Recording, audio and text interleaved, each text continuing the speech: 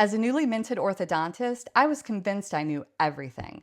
I graduated at the top of my dental school class and had been asked to teach orthodontics by the department head of my orthodontic program right after graduation.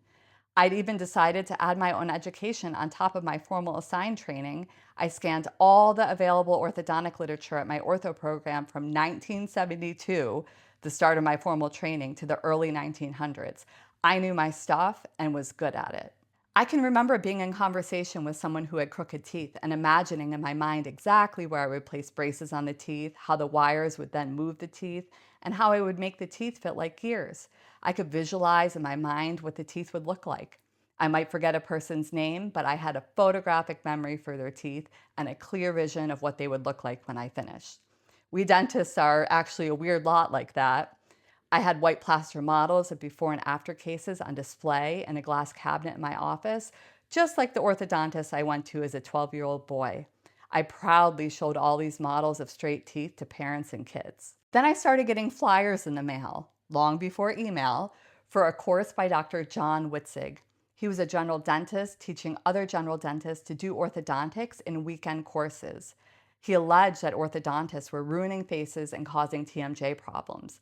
I had never heard of him, but hated him anyway. I had spent 2 years of my life learning to do what he was criticizing and also learning that orthodontics was so complex that only orthodontists could do it. I was livid. Who did this guy think he was? After being in practice for about 5 years, I began to look at the faces I had produced and think that Dr. Witzig might be right.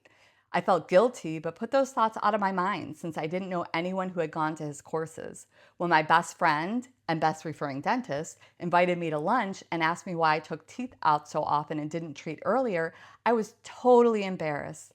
About that time, two orthodontists I had trained with told me I should take Witzig's course because they had, and they believed him. Those three people gave me the three straws that broke the camel's back. I went to hear Witzig. The guilt really hit me very hard. Let's not dwell on that right now, but let's just say I began a very painful process of change. I began doing things in other ways and stopped removing teeth and retracting. The faces did look better. In time, I discovered that people actually had to breathe to stay alive, and the size of the airway did matter. The process of recognition of the need to change started many years ago, but it has never ended. What I did for almost 40 years was a diametric opposite of the first few years of my practice. Fast forward to 2025, I look at faces and airways that I've treated and improved dramatically based on what I learned from others. It seems like ages ago when I made optimizing airway goal number one in my practice.